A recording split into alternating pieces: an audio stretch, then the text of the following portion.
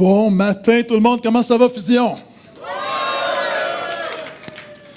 Très heureux d'être ici, il y a de l'ambiance dans la place.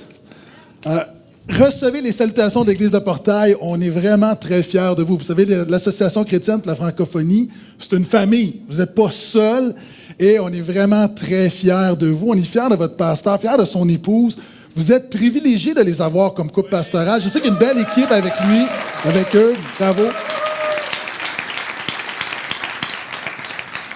Et Maggie l'a mentionné, c'est vrai que vous êtes une inspiration, vous savez, et on peut quand même se donner, il faut donner la louange, il faut donner toute la gloire à Dieu, mais reconnaître l'œuvre, la grâce de Dieu parmi vous. Vous savez, je vais être honnête, moi je suis quelqu'un de Montréal, et ça fait 20 ans que je suis pasteur, et, OK, je vais dire quelque chose qui peut déranger, mais on entendait parler de Granby comme un endroit où il y a plein d'églises, mais pas à cause du réveil.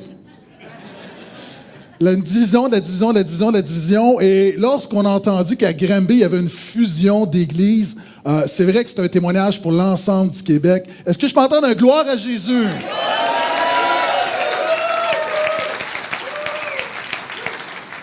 Et pour ce 3e anniversaire, je suis honoré d'être des vôtres. Et j'aimerais qu'on se rappelle ensemble ce que Jésus a enseigné sur l'Église. Donc, si vous avez une Bible, ouvrez avec moi. Matthieu 16, Évangile de Matthieu, 16e chapitre. Versets 13 à 19, un texte super connu, mais qui est la base de l'Église, qui est notre raison d'être. Pourquoi est-ce qu'on est là? On se réunit à chaque dimanche, on est là la semaine, on fait l'œuvre de Dieu, et c'est important de retourner à ce que Jésus a enseigné sur l'Église. Est-ce que je peux entendre un amen à ça? Donc, je fais la lecture dans la Nouvelle Bible seconde, Matthieu 16, verset 13. Jésus, arrivé dans la région de Césarée de Philippe, se mit à demander à ses disciples, au dire des gens qui est le Fils de l'homme. Le Fils de l'homme, c'est son titre messianique. Daniel en avait parlé. Donc, c'est celui qui a le pouvoir, qui vient établir le royaume de Dieu sur la terre. Donc, Jésus a dit, je suis le Fils de l'homme. Et Jésus pose la question, les gens, ils disent que, qui je suis? Qui suis-je? Il dit, pour les uns, tu es Jean-Baptiste, pour d'autres, Élie, pour d'autres encore Jérémie ou l'un des prophètes. Mais pour vous, leur dit-il, qui suis-je? Qui est Jésus pour toi? Simon-Pierre répondit, toi, tu es le Christ, le Fils du Dieu vivant. Wow, ça c'est une bonne réponse. 2 morceaux de robot. Jésus lui dit, heureux es-tu, Simon, fils de Jonas, car ce ne sont pas la chair et le sang qui t'ont révélé ça, mais mon Père qui est dans les cieux. Moi, je te dis que tu es Pierre, et sur cette pierre, je bâtirai mon Église. Et souvent, on arrête là, mais c'est pas fini. Dis à quelqu'un à côté de toi, c'est pas fini. Je bâtirai mon Église, et les portes du séjour des morts ne prévaudront pas contre elle. Je te donnerai les clés du royaume des cieux. Ce que tu liras sur la terre sera lié dans les cieux. Et ce que tu délieras sur la terre sera délié dans les cieux. La bonne nouvelle, c'est que Jésus a dit, je bâtirai mon Église. Je bâtirai mon Église. Maintenant, est-ce que l'Église Fusion est l'Église de Jésus? Donc, le titre de mon message ce matin pourrait être, Jésus dit, je bâtirai l'Église Fusion. Le succès de l'Église. Pourquoi l'Église se développe? Ce n'est pas à cause de nous, c'est à cause de Jésus. Et quel est le mot-clé dans ce qu'on vient de lire? Ah, vous êtes vite, vous autres. Jésus dit, je bâtirai mon Église. La première chose qu'il faut réaliser dans ce 3e anniversaire, c'est que l'Église de Jésus appartient à Jésus. Dis à la personne à ta droite, c'est pas ton Église. Dis à la personne à ta gauche, c'est pas la tienne non plus. Vous savez, lorsqu'on dit « mon », c'est important. Cette semaine, j'ai un débat avec ma femme. Je lui dis « il y a un problème avec ta laveuse ». Elle me dit « c'est pas ma laveuse ». J'ai dit « oui, c'est ta laveuse. Ma voiture, ta laveuse ». Lorsqu'on dit « mon », c'est important. Lorsque, dernièrement, ma fille, elle a fait un examen, elle a eu 100 en mathématiques, je dis « est-ce que tu sais combien ma fille a eu en mathématiques? » Puis, dernièrement, elle a fait une gaffe, et je dis « est-ce que tu sais qu'est-ce que ta fille a fait? » Et l'Église, c'est l'Église de Jésus. Elle appartient à Jésus. C'est pas l'Église de pasteur David, c'est pas l'Église d'aucun pasteur. Le portail, c'est pas mon Église. C'est l'Église de Jésus. On doit se rappeler. Et c'est justement parce que c'est son Église qu'il va la bâtir. Vous savez, il y a plusieurs années, en fait plus que plusieurs années, 300 ans avant Jésus, avez-vous déjà entendu parler du phare d'Alexandrie, qui est devenu une des grandes merveilles du monde? Le pharaon de l'époque, roi d'Égypte, Ptolémée, a demandé à un architecte reconnu qui s'appelle Sostrate, il lui a dit, tu vas bâtir un phare. Mais non seulement un phare, tu vas bâtir le plus beau des phares, ça va devenir une merveille. Et oui, c'est devenu une merveille du monde. Et à l'époque, lorsqu'un roi voulait passer à la postérité, ce qu'il faisait, il faisait bâtir un bâtiment et on mettait son nom en or. Et ce que Sostrate a fait, il avait un problème parce qu'il disait, c'est mon œuvre, c'est moi qui ai bâti ce phare, mais je dois mettre le nom du roi. Donc, ce qu'il a fait, il a fait graver son nom dans la pierre, Sostrate, mais il l'a recouvert d'une résine. Et sur la résine, il a écrit le nom du pharaon. Est-ce que vous savez ce qui s'est passé? Après des années, le pharaon est mort. Et l'eau qui frappait continuellement le phare, tranquillement, la résine s'est désintégrée. Et la seule chose qui est restée, c'est Sostrate qui avait bâti le phare.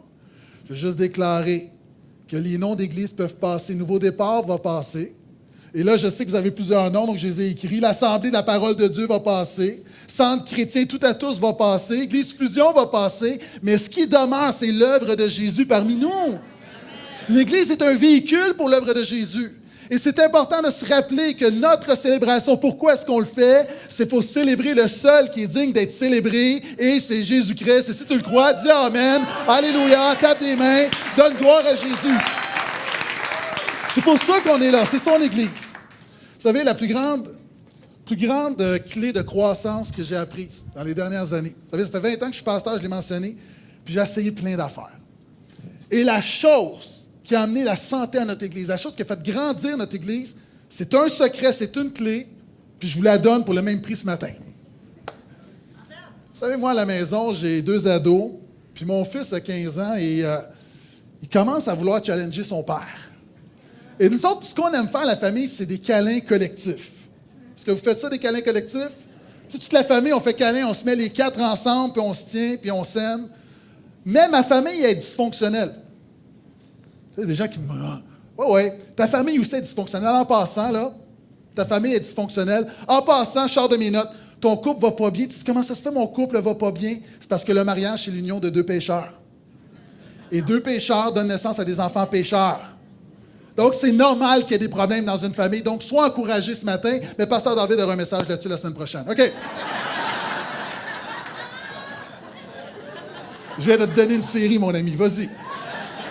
Et je reviens à mon histoire. Ma famille est dysfonctionnelle. Donc, ce qui arrive, c'est que mon fils veut toujours être le centre du câlin. Et là, il veut être au centre, puis il veut que tout le monde soit autour de lui. Mais moi, je refuse que ma famille tourne autour de lui. Donc, je veux lui montrer que c'est moi le plus fort.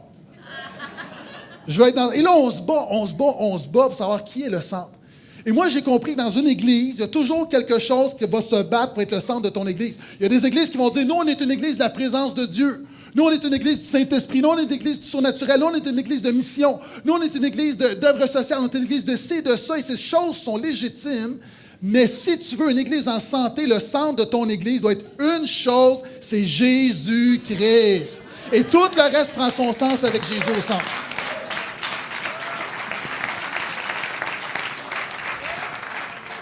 Ça te prend quelque chose d'assez fort dans le centre de l'Église pour tenir tout le reste. Et Jésus continue. Le texte nous dit, Simon-Pierre répondit, « Toi, tu es le Christ, le Fils du Dieu vivant. » Deuxième chose, l'Église est la communauté de ceux qui croient que Jésus est Sauveur et Seigneur. Il y a des gens qui disent, « Pasteur, tu es venu de Laval pour nous dire ça. » Oui, parce qu'on doit se le rappeler. Quand Pierre regarde et dit, « Tu es le Christ, le Fils du Dieu vivant », ce qu'il dit, c'est que Jésus, c'est que tu es Sauveur et Seigneur. J'ai de la misère avec ma bouteille ce matin. Est-ce qu'il y a des gens ici qui croient que Jésus est Sauveur? Oui! Vous savez, j'aime cette histoire d'un homme, un vieil homme sage qui un jour voit un scorpion qui est en train de se noyer et regarde, puis il s'approche, puis il veut sauver le scorpion. Puis quand il veut prendre le scorpion, évidemment, le scorpion est en train de se noyer, mais il a des réflexes, son instinct veut piquer l'homme. Puis l'homme est là, et à un moment donné, il réussit à prendre le scorpion, mais le scorpion va le piquer. Il laisse le scorpion, et là, le scorpion est en train de se noyer. Et là, l'homme, ça fait mal, ça fait mal, ça fait mal. Mais il est déterminé, il se dit, là, je ne peux pas, je ne veux pas accepter, le scorpion ne va pas se noyer. Et là, il essaie, puis finalement, il réussit à le sortir, puis avec douleur et peine. Et il y a un jeune qui passe, puis lui dit, Monsieur, vous êtes un fou. Vous êtes un fou de vouloir sauver un scorpion. La nature du scorpion, c'est de piquer. Puis vous êtes entêté, vous voulez le sauver. Et là, on me dit, moi, ma nature, c'est de sauver. Je ne changerai pas ma nature parce que celle du scorpion, c'est de piquer. Jésus est venu pour te sauver. Alors que par nos péchés, C'est un affront. Par nos péchés, on s'est révolté contre lui. Et encore aujourd'hui, si tu es honnête, est-ce qu'il y a des gens qui t'ont rendu parfait ici? Oui, bienvenue parmi nous, Jésus, viens prêcher. Nous luttons encore avec le péché. L'apôtre Paul dit, je ne fais pas le bien que je veux, je fais le mal que je ne veux pas faire. Si le grand apôtre Paul le dit, moi je pense qu'on peut le dire. Mais la réalité, c'est que Jésus nous a sauvés. Et Jésus est le seul sauveur. Pourquoi? Parce qu'il y a des gens qui disent, Jésus est mort à la croix pour nous. Non, mais ça, c'est une portion de l'histoire. Jésus est le Fils de Dieu qui a marché sur cette terre. Amen, c'est le seul. Il a eu une vie de parfaite obéissance. Il n'a jamais péché. Ça fait qu'à la croix, sa mort compte et le Fils de l'homme peut mourir pour tous les péchés de tous les hommes de toute l'histoire de l'humanité. Et c'est tellement vrai que la mort ne peut le garder. Il est ressuscité. Non seulement il est ressuscité, il est à la droite de Dieu le Père, il a créé toutes choses, il tient toutes choses, et il est Seigneur, il est présent dans son Église ce matin. Ça, c'est le Jésus qu'on sert. Il est sauveur. Vous savez, quelquefois, on ne réalise pas la grandeur de Dieu. J'ai lu un article scientifique et j'ai été vraiment estomaqué par le fait que, vous savez, souvent on se dit, moi je suis spécial, puis je suis quelqu'un d'important, puis en fait, tu es une personne sur, on est combien, 7 milliards, 8 milliards maintenant sur la Terre? 7 milliards. OK, imagine. Toi, tu es une personne sur une Terre qui a 7 milliards de personnes. Est-ce que tu savais que cette Terre, tu la prends, là, elle est très, très minuscule dans l'univers. Tu prends le Soleil est 100 fois plus grand que la Terre. Et là, je regarde mes notes, check bien ça, OK? 100 fois plus grand, et le Soleil est l'étoile centrale, OK, de notre système solaire. Dans notre galaxie, il y a 140 milliards d'étoiles comme le Soleil. Et de ces galaxies-là, dans l'univers, il y en a 200 milliards. Oui, 200 milliards. Et la Bible nous dit que l'univers ne peut contenir la gloire de Dieu. Et ce Dieu puissant, qui tient l'univers entre ses mains, sait exactement le nombre de cheveux qu'il y a sur ta tête. Pour vous, monsieur, c'est plus facile que d'autres parce que vous n'en avez pas. Jésus est Sauveur et Seigneur. Tout a été créé par lui, pour lui, en lui. Et non seulement il l'est, mais nous sommes réunis. Pourquoi? Pierre, il déclare, « J'ai foi en toi ». Est-ce qu'il y a des gens qui ont foi en Jésus ici? Et là, il faut toujours que je clarifie quelque chose sur la foi. Vous savez, moi, j'ai grandi dans un milieu où on nous dit l'Église, c'est le lieu de la foi, puis il faut avoir de la foi, puis si tu es guéri, c'est parce que tu as de la foi, puis l'Église avance parce que tu as de la foi, puis ça te prend de la foi, de la foi, de la foi, de la foi. Et là, chaque jour, tu prends toute la foi que tu as, tu fais une grosse boule de foi, puis tu espères que Dieu va t'écouter. Puis dernièrement, il y a un déclic dans ma vie. J'ai compris c'était quoi la foi.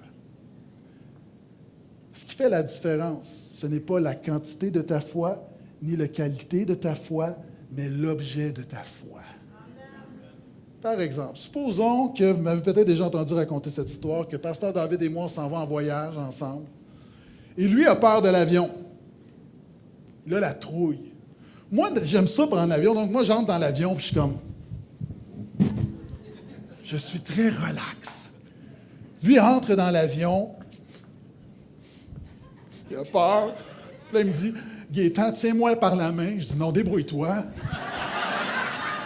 Là, on s'assoit, puis... moi, je suis très relax. Hosanna, Hosanna. Et là, lui, il fait la prière de repentance 8 fois. Il a mal au ventre. Il dit, est-ce que tu as un petit sac? Il est terrorisé. Mais est-ce qu'on va se rendre à la même place? Ce qui fait la différence, c'est pas comment ce qu'on sent, c'est l'avion. Ce qui fait la différence, c'est pas comment tu te sens, c'est Jésus qui te porte, qui va t'amener à destination. Est-ce que je peux entendre un vrai amen à ça?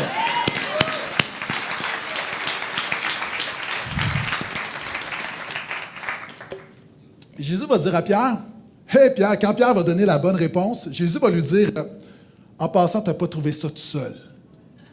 C'est le Père qui te l'a révélé. » Là, restez avec moi, là. Le prochain point, voici ce qu'est l'Église.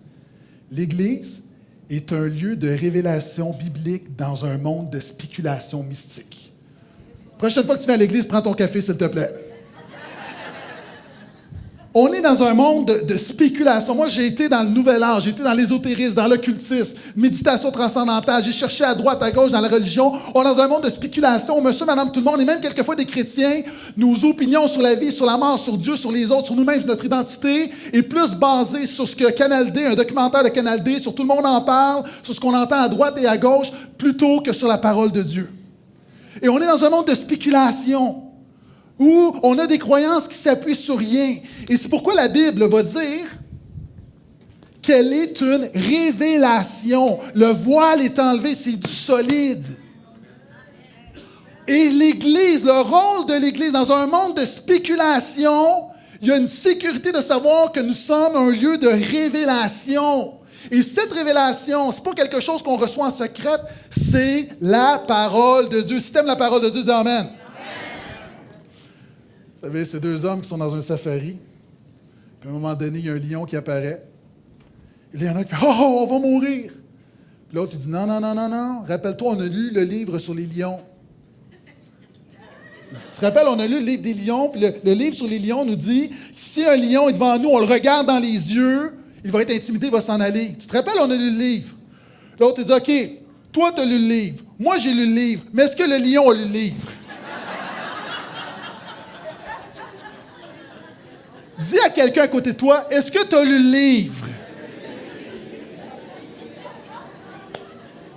Et voici, on est dans un monde, souvent les gens, on est dans un monde de révélation biblique. Reste avec moi, tu vas voir, c'est très simple, je vais t'emmener quelque part. On est dans un monde de spéculation. L'Église est le lieu de la révélation. Puis la révélation, c'est pas ce qu'un pasteur a reçu dans un moment de jeûne et prière, c'est la parole de Dieu. C'est le livre. Et c'est pourquoi les gens vont dire, quand Jésus va dire à Pierre, c'est pas toi qui as trouvé ça tout seul, c'est le Père qui te l'a révélé. Dans le contexte, on parle de la parole de Dieu, dans un monde de la parole de Dieu. Moi, je viens d'un milieu où plusieurs pasteurs se vantent en disant, j'ai pas besoin d'aller à l'école biblique parce que je vais à l'école du Saint-Esprit. Depuis quand l'ignorance est un fruit de l'Esprit? Pourquoi est-ce que je vous dis ça? Moi, je suis très fier de votre pasteur qui fait des études, qui aime la parole de Dieu. Encouragez-le à étudier parce que ça va faire de lui un meilleur pasteur, un meilleur prédicateur, un meilleur leader. Parce que lorsqu'on étudie la parole de Dieu, ça ne remplit pas seulement notre tête, ça remplit notre cœur, ça remplit notre vie. Et Dieu prend plaisir à ça. Encouragez-le, c'est vraiment important.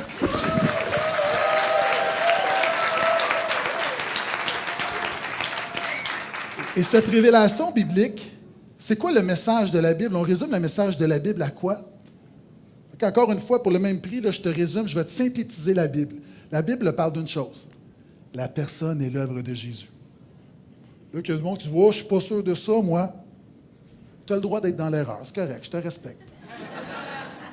Jésus a dit, vous sondez les Écritures, mais elles rendent témoignage de moi. Hébreux 1, verset 1 à 3 dit que Dieu a parlé de plusieurs manières, mais dans les derniers temps dans lesquels nous sommes, Dieu a parlé par son Fils. Jean 1 nous dit que Jésus est la parole. Le message de Dieu pour notre monde se résume à Jésus. Et c'est pourquoi l'Église, c'est le lieu où non seulement on ouvre la Bible, on prêche la Bible, mais on déclare la bonne nouvelle de Jésus. Et moi, ça a changé ma vie. J'étais pendant des années où j'étais un prédicateur de mauvaises nouvelles. Je prêchais la Bible. Alléluia! Mais je ne vivais pas la bonne nouvelle de Jésus. Vous savez, à un moment donné, c'est facile de mettre l'accent sur notre amour pour Jésus, notre obéissance, notre performance, les sacrifices qu'on fait. Et à un moment donné, Dieu m'a montré, puis en fait, j'ai rien découvert, j'ai juste lu ma Bible, que le christianisme n'est pas défini par mon amour pour Jésus, mais par l'amour de Jésus pour moi. Quelqu'un dit, je ne suis pas d'accord. OK, je vais te donner un verset. Nous l'aimons car il nous aima le premier. Le christianisme n'est pas défini par mon obéissance à Jésus, mais par l'obéissance de Jésus pour moi. Jésus a une parfaite... Même si tu obéissais à partir de maintenant à tous les commandements de la parole de Dieu, tu ne seras pas plus accepté qu'à l'instant où tu as mis ta foi en lui que Dieu t'a justifié. Parce que Dieu te regarde non pas par l'obéissance que tu fais, mais par l'obéissance de Jésus. C'est Jésus qui le voit en toi. Le christianisme n'est pas défini par ma performance pour Jésus, mais par la performance de Jésus pour moi. Le christianisme n'est pas défini par les sacrifices que je peux faire pour Jésus, mais par le fait que Jésus a offert l'ultime sacrifice pour moi. Le christianisme, et ça c'est le message de l'Église, n'est pas défini par ce que je peux accomplir pour Jésus, mais par le fait que Jésus a dit « Tout est accompli ». Et j'aime beaucoup le livre qui dit « Que ferait Jésus à ma place? » Mais ultimement dans ma vie, ça n'arrive pas souvent, je réussis à faire toujours ce que Jésus ferait à ma place, mais je me réjouis et je suis en paix et il n'y a plus de condamnation, plus de culpabilité et je connais mon identité en Christ. Pourquoi? Parce que ce qui fait la différence dans ma vie, c'est pas que je ferais Jésus à ma place, c'est ce que Jésus a déjà fait pour moi en mourant à la croix à ma place. Vous savez, hier, je me suis couché, j'étais déprimé. Est-ce que des gens, vous étiez déprimés hier? Le Canadien a perdu.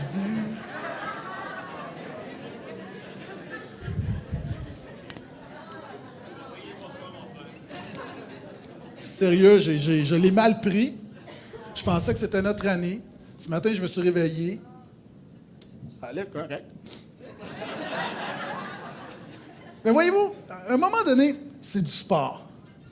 Et en même temps, que le Canadien gagne ou perde, si le Canadien gagne la Coupe Stanley, est-ce que ton couple irait mieux? Est-ce que tes enfants reviendraient à Jésus? Non, ton couple irait pas mieux parce que tu passeras encore 2 mois devant la télévision. Arrête, là, arrête. Si le Canadien gagnait la Coupe Stanley, voici, il y a comme une différence. Voici la différence entre le Canadien et Jésus. Non, je vais commencer par le Canadien. Le Canadien peut être vainqueur, mais ne rend pas vainqueur. Le Canadien peut gagner la Coupe Stanley, puis je ne veux pas te faire de peine, mais on ne va pas inscrire ton nom sur la Coupe Stanley. On ne va pas te mettre dans la parade, dans le défilé, on ne va pas te mettre sur un char allégorique. Lorsque le président ou lorsque le premier ministre invite l'équipe gagnante à la Maison-Blanche ou à Ottawa, c'est pas parce que le Canadien gagne que tu es un fan du Canadien que tu vas être invité.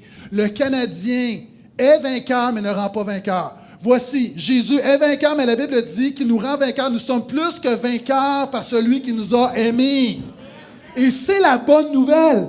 C'est que par le péché, nous nous comportons comme des losers. Et souvent dans la vie, même avec tout le bagage de connaissances qu'on a, on échoue, on ne réussit pas, on chute. Mais pourquoi est-ce qu'on regarde Dieu avec foi? C'est qu'on sait qu'on est vainqueur, pas à cause de nous, à cause de lui. Il nous rend vainqueurs. Jésus dit, moi je te dis que tu es Pierre et que sur cette pierre je bâtirai mon Église. 4e chose que Jésus nous enseigne sur l'Église. L'Église se bâtit. Je peux t'entendre amène à ça. Amen. Mais avec quoi elle se bâtit? Vous savez, des fois on dit, amen, amen. Mais elle se bâtit avec quoi? Je ne sais pas. L'Église de Jésus se bâtit avec des chrétiens engagés. Elle ne se bâtit pas juste avec des chrétiens du dimanche. Lorsque Jésus dit « Tu es Pierre, et sur cette pierre, je bâtirai mon Église », vous savez, l'Église catholique a dit que Pierre est la primauté, donc c'est le pape. Tout ça, on sait très bien que ce n'est pas ça que Jésus est en train de dire. De l'autre côté, souvent les chrétiens vont dire « On parle de la foi de Pierre ». Oui, mais ce n'est pas suffisant. Jésus ne parle pas juste de la foi abstraite de Pierre. Il dit « Tu es Pierre, et sur cette pierre, je bâtirai mon Église ». Et Jésus bâtit son Église. La matière première pour bâtir l'Église de Jésus, c'est des chrétiens engagés. Et permets-toi de faire un lien avec ce que j'ai dit. Vous savez, il y a un grand pasteur, Bonhoeffer, qui a dit la chose suivante. Voici l'ennemi mortel de l'Église. Est-ce que tu veux que je te dise c'est quoi l'ennemi mortel? On se réjouit ce matin, là, je ne veux pas te faire de la peine, là, mais est-ce que tu sais qu'il y a un ennemi mortel, confusion? Et ça, on dit, c'est le diable, c'est le diable. Oui, le diable a un rôle à jouer, mais c'est d'autres choses. L'ennemi mortel de l'Église, fusion, de l'Église Portail, des Églises ACF, de l'Église de Jésus à travers le monde, voici. Bonhoeffer va dire, la grâce cheap est l'ennemi mortel de l'Église. Moi, je prêche la grâce, mais la grâce est gratuite. Pourquoi? Parce qu'elle a tout coûté à Jésus. Maintenant, concrètement, ça veut dire quoi? Vous savez comment les chrétiens, on en est rendu à une grâce cheap? C'est qu'on a séparé, on dit à des gens, t'as-tu Jésus comme sauveur, mais là, il faut qu'il soit comme Seigneur. Tu ne peux pas avoir Jésus comme sauveur s'il n'est pas Seigneur de ta vie. Si Jésus n'est pas Seigneur de tout, il n'est pas Seigneur du tout. C'est lorsqu'on a fait la distinction entre quelqu'un des chrétiens et des disciples, entre la justification et la sanctification, entre tu peux être un chrétien, mais pas être un chrétien engagé. Par définition, un chrétien non engagé, selon la parole de Dieu, est-ce que c'est vraiment un chrétien? Parce que si véritablement tu as le Saint-Esprit en toi, il devrait y avoir du fruit. Donc, fusion, Ce que votre Église a besoin, ce que Jésus a besoin, c'est que tu te lèves, que tu prennes tes responsabilités et que tu t'engages envers l'Église de Jésus. Est-ce que je peux entendre un autre amen? OK. Là, s'il y a quelqu'un à côté de toi qui n'a pas dit amen, regarde-le discrètement. Puis dis, pourquoi tu n'as pas dit amen? Non, faites pas ça, faites pas ça. Vous savez, parce qu'on parle beaucoup de la foi, mais encore Bonhoeffer va dire la chose suivante. Celui qui croit obéit et celui qui obéit croit. Qu'est-ce que ça veut dire? Tu vas voir, c'est très concret. Supposons que je suis ici, puis quelqu'un arrive et dit « Au feu, au feu! » Je dis « OK, c'est correct. » Je dis « Pasteur Gaétan, est-ce que tu crois qu'il y a un feu? » Oui, je crois. Il faudrait que tu bouges. Comment on sait que je crois qu'il y a un feu? J'obéis. Comment on sait que tu as cru en Jésus? T'obéis. Vous savez le problème de l'Église moderne, l'Église évangélique au Québec? Il y a trop de chrétiens qui sont en concubinage spirituel avec l'Église. Ils veulent les bénéfices de l'Église sans s'engager envers elle. Vous êtes intelligents, vous avez compris? On est dans un monde de concubinage, on ne veut pas s'engager. Mais quand tu réalises que c'est l'Église de Jésus, là tu dis « Oui, mais Pasteur Gaétan, comment s'engager? » Je suis content que tu poses la question. Merci de la poser. Parce qu'on peut être là, on peut taper des mains. Oh! OK, non, mais la semaine prochaine, c'est là que ça compte.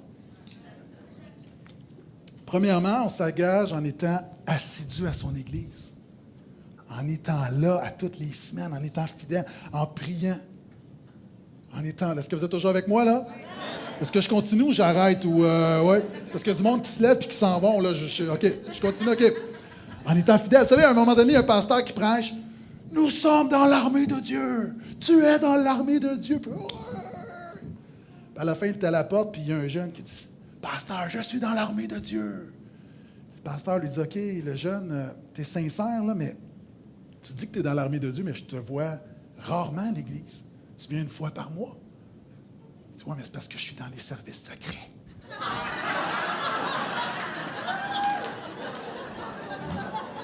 Dis à la personne à côté de toi, il n'y a pas de service secret dans le royaume de Dieu. Sois assidu. Deuxièmement, sois impliqué. Vous savez, une des choses que moi, je travaille très fort avec mon équipe, avec les jeunes qui poussent, je répète continuellement la chose souvent. Souvent, vous savez, les pasteurs, là, on fait plein de choses qu'on n'a pas le goût de faire. Est-ce que vous avez déjà remarqué? Est-ce que tu fais toujours ce que tu aimes faire? On en fait-tu des affaires qu'on n'aime pas faire? Pourquoi est-ce qu'on le fait?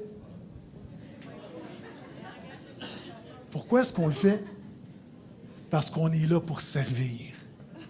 Puis moi, je dis aux gens, lorsque j'ai des jeunes qui réagissent, « Oh, mais je ne peux pas faire ça, c'est pas mon appel. » Puis ton appel premier, c'est de servir. Que celui qui va être le plus grand d'entre tous soit le serviteur de tous. Vous savez, il y a des gens ce matin qui aiment mieux être ici que de s'occuper des enfants. Mais gloire à Dieu pour ceux qui s'occupent des enfants. Ouais.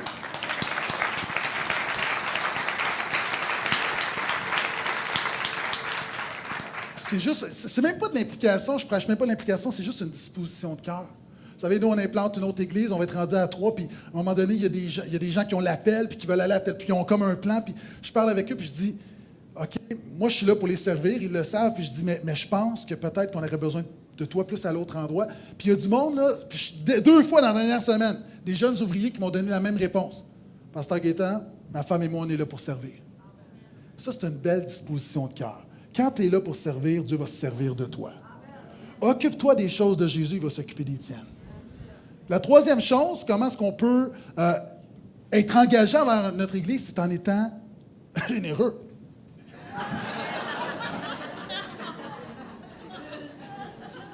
En étant généreux. Il faut être généreux. Vous savez, à un moment donné, tu as un pasteur dans une réunion semblable, il y a un pasteur qui vient et il dit « L'Église est comme ce paralytique qu'on lui a dit « Lève-toi et marche », puis l'Église doit se lever et marcher. Là, les gens disent « Oh oui, que l'Église marche ». Puis il dit « Mais si l'Église marche, l'Église va devoir courir. » Puis les gens se lèvent « Oui, que l'Église court ». Puis il dit hey, « Si l'Église court, elle va prendre son envol. » Puis le monde « Oui, que l'Église prenne son envol. » Il dit, si l'Église vole, ça va prendre de l'argent. Que l'Église marche.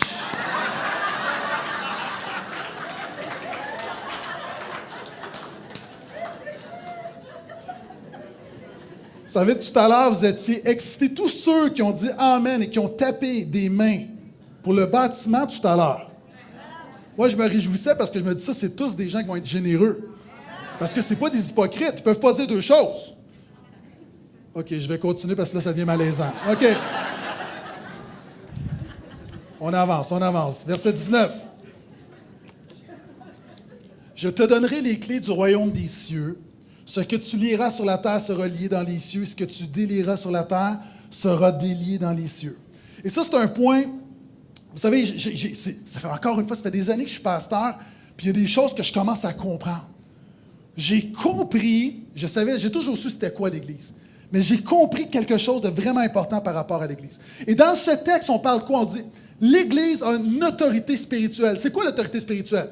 OK, par exemple, si je suis en voiture, puis il y a un itinérant qui se promène au milieu de la rue, puis il me dit « Arrêtez, mettez-vous sur le côté. » Je vais dire « Tasse-toi. » Pourquoi?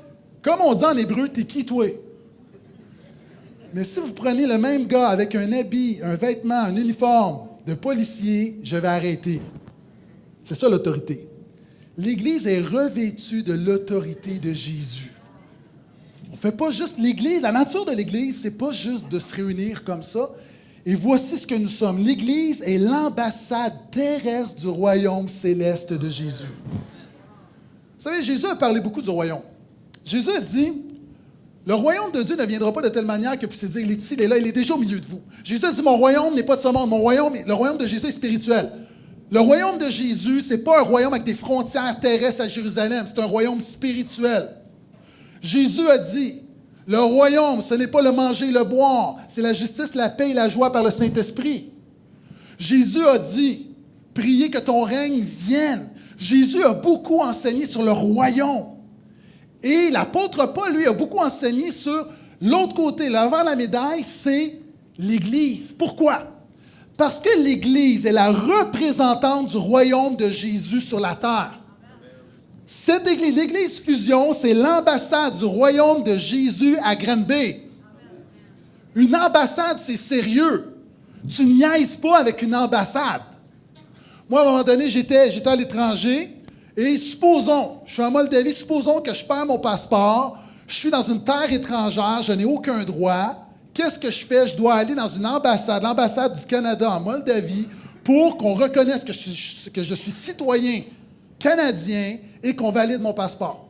La Bible nous dit que nous sommes étrangers sur cette terre. Est-ce que tu savais ça? Nous sommes en exil. Pourquoi? Parce que notre royaume n'est pas de ce monde. Le royaume de Jésus vient, ce royaume spirituel éternel vient. Mais pendant ce temps où l'Église est là, nous devons faire la mission. L'Église est l'ambassade de ce royaume. L'Église ne peut pas dire à quelqu'un que tu es un enfant de Dieu ou pas. Jésus a dit, si vous n'êtes pas né de nouveau, vous ne pouvez pas entrer dans le royaume de Dieu. Moi, je ne connais pas, je ne peux pas sonder les cœurs. Par contre, je peux déterminer si tu es un bon citoyen du royaume. Moi, à un moment donné, quelqu'un qui est venu me voir, puis il dit, oui, mais moi, je suis chrétien, mais sa vie est tout croche. Puis je lui dis, oui, mais selon, tu ne vis pas la parole de Dieu. Il dit, oui, mais je ne vis pas la parole, mais tu me juges. Je dis, oui, je juge que tu es un mauvais chrétien. Dans un monde, l'apôtre Paul a dit, je juge de toutes choses. Le jugement, c'est prêter de faux motifs aux personnes. Qu'est-ce que j'essaie de dire? Venir à l'Église, être l'Église, en fait, c'est être un citoyen du royaume. Et c'est pourquoi c'est important. Ce que nous faisons, l'Église est l'ambassade où tous unis nous déclarons. Puis c'est pour ça qu'il y a des memberships, des gens qui disent membership parce que c'est dans la Bible. Tout le principe est très biblique, c'est de reconnaître. Et c'est pourquoi l'apôtre Paul va dire, nous sommes ambassadeurs de Christ. Parce que dans ta vie au quotidien, tu es un représentant de Jésus-Christ. C'est pourquoi j'ai déjà dit, un chrétien évangélique non pratiquant, ça n'existe pas. Ça s'appelle un rétrograde. L'Église, c'est quelque chose de fondamental. L'œuvre de Dieu se fait. Et c'est pourquoi on se réjouit lorsqu'on est là et on reconnaît. On apprend comment vivre le royaume, mais durant la semaine, on est des citoyens du royaume. Est-ce qu'il y a des citoyens du royaume ici? Vous savez, il y a plusieurs années, lorsqu'il n'y avait pas de frontières, il y avait le Laos et le Vietnam. Et les deux rois les deux royaumes, donc laotien et vietnamien, voulaient prélever les impôts. Ils ne savaient pas comment ça fonctionne parce qu'il y a des gens qui... La ligne n'est pas droite, donc c'est mélangé. Et finalement, ils ont trouvé un chemin d'entente. Ils se sont dit, les gens qui mangent du riz court, dont leur maison est sur pilotis, et qui décorent leur maison avec des serpents à l'indienne, c'est des gens du Laos. C'est la culture laotienne. De l'autre côté, puis là, c'est tout mélangé. Dans un village, si quelqu'un, à l'inverse, mange du riz long et sa maison est bâtie sur le sol et lui décore sa maison avec les dragons à la chinoise, c'est un Vietnamien. Et en fait, on savait à quel royaume appartenait le citoyen par son style de vie. L'Église, on déclare qu'on appartient au royaume, mais ce qu'on voit, c'est le lundi, le mardi, le mercredi, le jeudi, le vendredi, le samedi, dans ta vraie vie, c'est là qu'on voit que tu es un vrai citoyen du royaume. Amen. Et l'Église est cette ambassade. Et réalise, quand tu marches dans la vie, oui, tu représentes Jésus, mais tu représentes également l'Église de Jésus. Et je termine avec ceci. Et les portes du séjour des morts ne prévaudront pas contre elles. Permettez-moi de faire un petit récap. L'Église de Jésus appartient à Jésus. L'Église est la communauté de ceux qui croient que Jésus est Sauveur et Seigneur. Troisièmement, l'Église est un lieu de révélation biblique dans un monde de spéculation mystique. 4. L'Église se bâtit avec des chrétiens engagés. 5. L'Église est l'ambassade terrestre du royaume céleste de Jésus. Et finalement, l'Église a pour mission première de dépeupler l'enfer.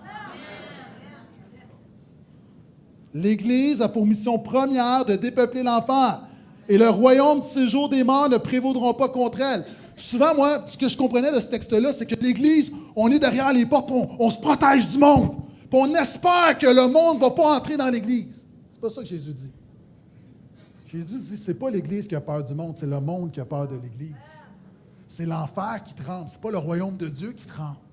Et notre rôle, notre raison d'être, l'Église est le seul organisme sur la terre qui existe pour le bénéfice de ses non-membres. OK, je te l'ai dit de prendre un café avant de venir à l'Église. L'Église est le seul organisme sur la terre qui existe pour le bénéfice de ses non-membres. Nous ne sommes pas un Costco spirituel.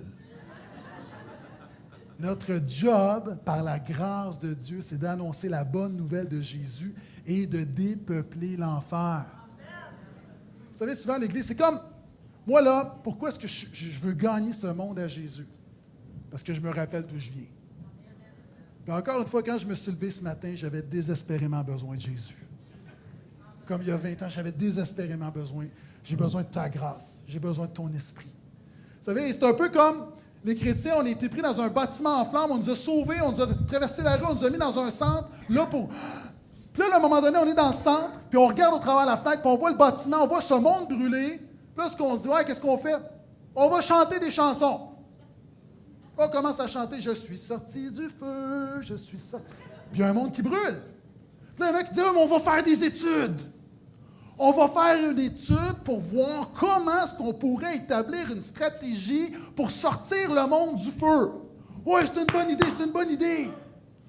Puis là, à un moment donné, puis même on dit « Ouais, mais on va quand même on va barrer les portes parce que ceux qui arrivent là, sont sales. Nous, on sait quand même pas mal dépoussiérés. On a de l'allure et là, tout à coup, il arrive et on est bien entre nous. Là, il y a quelqu'un qui dit « Trouvez pas que ça sent le brûler? » Regarde à côté de toi, là. Ça sent le brûler. Pourquoi? Parce qu'on était sauvés, on était arrachés du feu. Qu'est-ce qu'on ferait? Dans la vraie vie, on ferait quoi? On retourne. Le paradoxe chrétien, c'est qu'on est sauvés et on vient s'asseoir à l'Église. Ça ici, là, c'est simplement le quartier général, mais on devrait jour après jour après jour, lorsqu'on vient à l'Église, on devrait inviter des gens, on devrait parler de Jésus, on devrait partager ce qu'on a reçu. Est-ce qu'on croit que Jésus est Sauveur et Seigneur? Est-ce qu'on croit que notre monde est perdu? Et le rôle de l'Église, c'est d'être en mission. Le rôle de l'Église, c'est d'être en mission. Est-ce que je peux entendre un vrai amen à ça? Et c'est important. Si tu es ici ce matin, peut-être que tu es invité. Peut-être que tu viens à l'Église depuis quelques semaines. Peut-être que tu reviens. Et tu regardes ce matin et tu dis, moi, là, je ne suis même pas sûr d'être du bon côté. J'ai l'impression d'être dans cette maison qui brûle. Je n'ai pas la conviction que mes péchés sont pardonnés. Je n'ai pas fait la paix avec Dieu. Je vis tellement de condamnation. Je vis tellement de culpabilité. Si tu me poses la question, Pasteur Gaétan, si je meurs aujourd'hui, je ne sais même pas où je vais. Je suis dans la peur. J'ai peur de la mort. Je suis dans les liens. Je suis dans toutes sortes de choses. J'ai une bonne nouvelle pour toi. Ce matin, Jésus peut changer ta vie. Jésus veut te sauver. Jésus veut complètement, non seulement te pardonner, il veut changer ta vie. Dieu va te voir comme son fils. Et Dieu t'aime assez pour t'accepter tel que tu es, mais il t'aime trop pour te laisser tel que tu es. Jésus va te pardonner, mais il va vouloir te transformer. Il va te libérer. Il va donner un sens à ta vie. Il va te donner une deuxième chance. Puis toi qui t'es sorti du feu, il va te dire, retourne dans le feu, puis va partager ce que j'ai fait dans ta vie. C'est ton cas ce matin. Simplement, mets ta foi en Jésus. Et tu dis, oui, mais ma foi est tellement petite. Je te l'ai dit tout à l'heure, ce qui fait la différence de la foi, ce n'est pas la quantité de ta foi. C'est Jésus. C'est Jésus. Écoutez bien. Une petite foi en Jésus ira toujours plus loin qu'une grande foi dans rien. Là où tu es. Tu dis, oui, mais tu ne fais pas un appel, habituellement, ils mettent de la musique. Puis non, là où tu es, reconnais ton besoin de Jésus. Mets ta foi en lui, là, simplement. Il y a des choses qui parlent. Il y a quelque chose qui va prendre place. Tes péchés vont être pardonnés. Il y a quelque chose dans le monde spirituel, dans l'invisible, qu'on ne voit pas, mais ça va prendre place. Pourquoi? Parce que Dieu est fidèle. Et cette bonne nouvelle de Jésus, c'est ta bonne nouvelle pour toi. Et alors que les musiciens viennent me rejoindre, je termine avec ceci.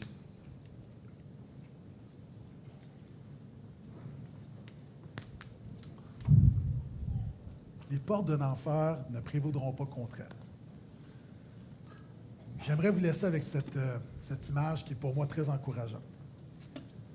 Il y a une femme qui, à chaque matin, lorsqu'elle sortait de sa maison, c'était sa routine. Elle disait « Gloire à Jésus ».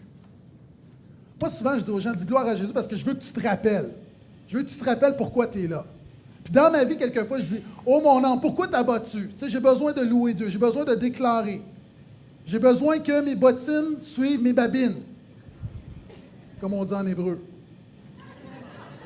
Puis cette femme dit « Gloire à Jésus! Gloire à Jésus! » Et un matin, elle arrive. Elle dit « Gloire à Jésus! » Mais elle va plus loin, mais elle dit « Seigneur, tu sais que je te donne gloire par la foi, mais présentement, je vis un désert, j'ai un problème financier. Ça fait déjà quelques jours que j'ai rien à manger, puis j'ai besoin que tu pourvoies mes besoins, mais je te dis, gloire à toi quand même. » Et cette femme avait un voisin qui est un jeune, qui est un athée. Et au-delà d'être athée, c'est un moqueur. Et régulièrement, il lui disait, ton Dieu est mort, ton Dieu n'est pas vrai, t'es folle, pourquoi est-ce que tu vas à l'église, pourquoi est-ce que tu bénis Dieu? Voyons, Jésus, le roi des rois, je regarde au monde, là, je ne vois pas la Seigneurie de Jésus. Et la confrontait, l'intimidait. Et elle, à chaque jour, ne se laissait pas démonter. Gloire à Jésus, regardait avec un beau sourire et continuait. Et ce matin-là, alors qu'elle a dit, qu'elle a rouvert son cœur devant Dieu en murmurant cette requête, lui a entendu. Il s'est dit, je vais lui prouver une fois pour toutes que son Dieu est mort. Donc, il disait, elle prie, Seigneur, pour voir mes besoins, je vais aller acheter de la nourriture. Je vais faire une épicerie pour elle, puis je vais rire d'elle. Donc, il s'en va, il fait l'épicerie. Met ça sur son perron. Il dit, ça va être drôle. J'ai bien hâte de voir, lorsque le lendemain matin, elle va ouvrir la porte, qu'elle va voir que c'est un faux miracle. Une fois pour toutes, je vais lui montrer que son Dieu n'existe pas. Et le lendemain matin, elle ouvre la porte. Gloire à Jésus. Et là, elle trébuche, puis elle voit les sacs d'épicerie. Puis d'accord. Oh, gloire à Jésus! Combien de fois tu peux dire gloire à Jésus, mais tu peux vraiment dire gloire à Jésus? Ah, tu peux prier, mais tu peux prier. Tu peux louer, mais tu peux louer. Gloire à Jésus! Et là, tout à coup, le jeune sort. Il lui dit, ha ha! Jésus est mort. Jésus, c'est une fable, un mythe. C'est moi qui ai acheté l'épicerie. C'est pas ton Dieu qui a pourvu. Qu'est-ce que tu dis de ça? Hein? Qu'est-ce que tu dis de ça? Elle est là. Et là, elle regarde. Elle dit, gloire à Jésus. Non seulement tu as fait un miracle, mais tu as fait payer la facture par le diable. Alléluia! Et si tu le crois, est-ce qu'on peut se donner une belle acclamation à Jésus? Le roi des rois, je veux t'entendre. Donne-nous